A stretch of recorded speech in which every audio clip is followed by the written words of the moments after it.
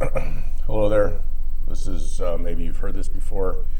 My name is John Forster, where we talk about, this is a channel where I talk about change and growth and your mind and getting outside of your mind and being a person who can change instead of being a person who can't change. Because that's really all we're here for, is to change. Is to embrace the change of when life changes, or when your situation changes, or when your kids change, or when, because everything is change. And we, as people, don't like to embrace it, especially Westerners. We don't like to embrace the change. We don't like to look at something and be like, well, there's nothing, that's out of my control, but then we try to control it. We try to make it what we want it to be.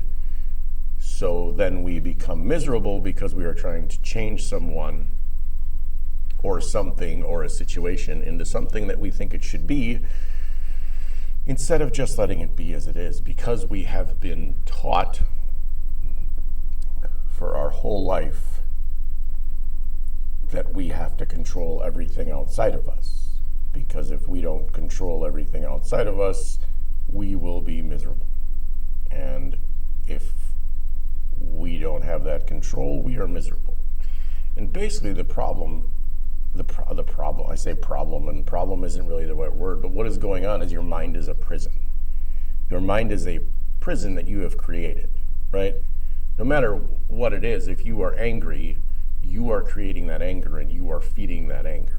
If you're sad or upset, or you are feeding all of those things. And I'm not saying that depression isn't real. I'm not saying that you can't have depression. I'm saying that, though, if you continue to look for situations that depress you, you will be depressed. If you start looking for the joy, you will find the joy. Your brain is basically creating reality based on what it knows. So you have to start feeding it other things. And that comes from your heart, and that can come from you. It comes from you. It doesn't come from anything externally. Now, you can find joy in situations, you can find joy in things. And if situations don't bring you joy, then what the hell are you doing them for? Because you want this idea of what you think you want based on what you've been given. That's why your mind is a prison. It's a prison of things and thoughts and feelings that you have created. And in order to get out of that prison and prison break from your brain, you have to realize that your beliefs and the ideas that you have been given are wrong. They are, and that's okay. Like, the people that gave you those ideas had no fucking clue what they were doing. They had no clue. They didn't know that they were giving you that stuff. They weren't trying to give you that stuff. They were just trying to survive.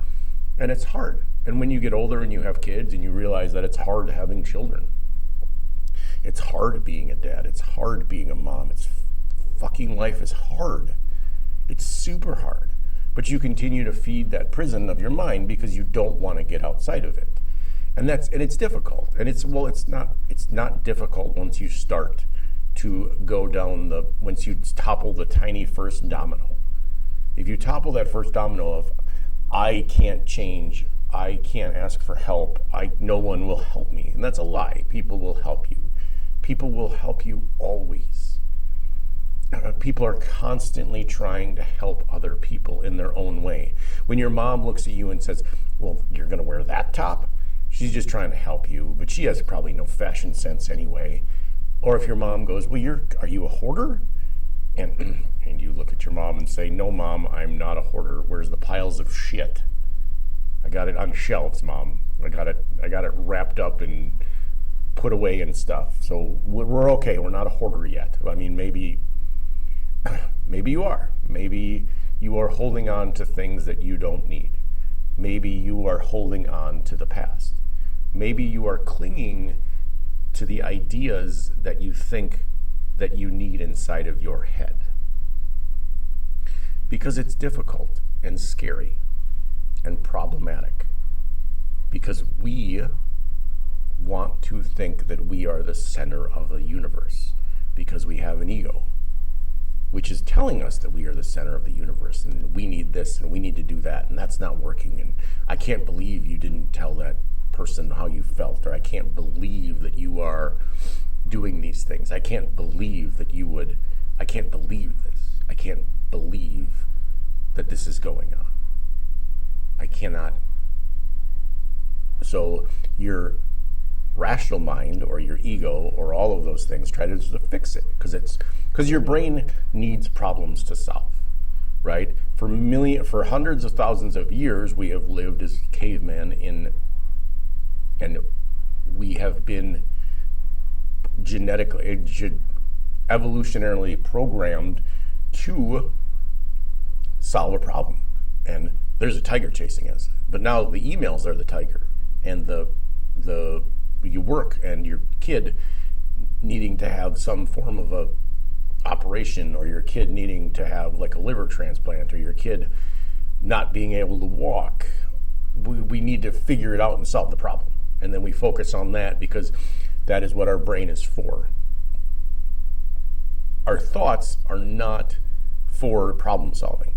Thinking is not going to solve a problem. Worrying about something is not going to solve a problem. That's where the prison aspect comes in. That's where the mind being a prison is like, you have this beautiful mind, and your mind can think of anything it wants to. You can think of any thoughts. You can have any kind of thought, and you will have those thoughts. But when you start believing those thoughts is when the problem arises.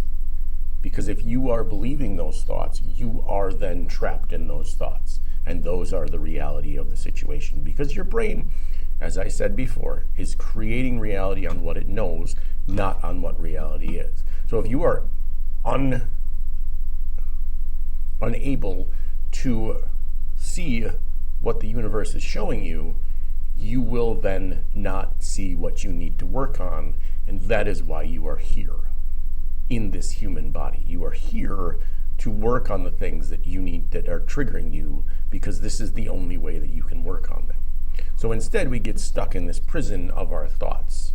And that's reality. And it isn't. What will the neighbors think? Who gives a fuck what the neighbors think? They are probably more fucked up than you are. They don't know anything about you. Their life is not perfect. They have their own drama and own bullshit.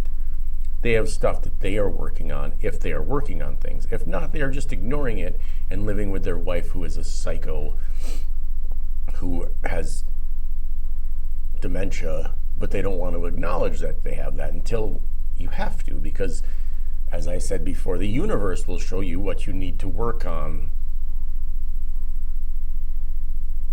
and you will then need to work on it. But it's impossible to work on it if you refuse to acknowledge that the universe is showing you anything. Because the universe is beautiful, and we need to find the beauty more. We need to look for the beauty inside of ourselves, because it is there. But we would rather wrap ourselves up into a prison of shit in our head, because that's what we know. That's what we think is reality. That's what we think is important. That's what we feel is going on. We feel that, well, I'm right, but it's okay to be wrong. It really is. It's beautiful once you start admitting you are wrong. When you say to people, I was wrong for the way I treated you, I was wrong, it's amazing to see what happens when that person realizes that you are not perfect. And it's okay to be wrong. It's okay to not be right. It's really difficult for some people because they've been programmed to be stubborn, and I'm going to beat my head against this wall and do whatever it takes to have this idea of what I think I want. And it's also difficult to change the ideas of what you think you want. But you can also look at what you want versus what you have. So if you go home every night and your wife hits you, slaps you every time you come home across the face, no matter what time it is, no matter what happens, but you continue to stay with her because your kids are going to be affected. Your kids are being affected already. Your kids are already being affected by the behavior that is going on in your house. So in that instance, your idea of what you have is not what you actually have. Your idea of what you want is not what you have. And it's difficult, and it's hard to look at and be like, oh my God, my life is all fucked up, because we want to keep ignoring it. We want to keep ignoring it and looking for people to enable us and looking for people to help us get through the pain of not changing. So we go out and we try to find somebody who is going to, like, we go out and cheat on our wife. And then, well, that's going to make you feel better for about 5 minutes. And then after that, are you going to feel good? No, you're going to feel like shit, because you're still not dealing with what is going on. You are just hiding and lying and running away from things that are actually going on. You are not dealing with the things that are imprisoning you inside of your head. And that's a choice. You don't have to deal with them. You don't have to deal with anything. You can continue to run around and beat your head off of a wall and look at things and be like, well, this is the way it is.